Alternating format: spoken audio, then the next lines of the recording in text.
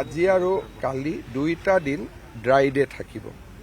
মেঘালয় চৰকাৰেও সিদ্ধান্ত লৈছে যে যোৰাবাটৰ গোটেই ৰাস্তাটোত য'ত যিফালেদি জুবিন আহিব সেই ৰাস্তাটোত থকা সকলো মদৰ দোকান আজি আৰু কাইলৈ বন্ধ থাকিব, অৰ্থাৎ যোৰাবাটতো ড্ৰাই ডে পালন কৰা হ'ব।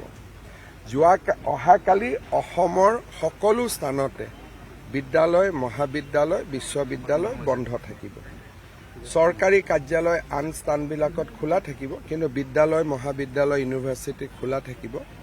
কামৰূপ মহানগৰ জিলাত চৰকাৰী কাৰ্যালয়ো বন্ধ থাকিব, যিহেতু কালি ট্ৰেফিকৰ সমস্যা থাকিব, আন ধৰণে সমস্যা থাকিব। আৰু কালি সকলোতে যিমান চৰকাৰী অনুষ্ঠান আছে কালি সকলোতে আমি জুবিনক স্মৰণ কৰিবৰ কাৰণে আমি অনুৰোধ জনাইছোঁ।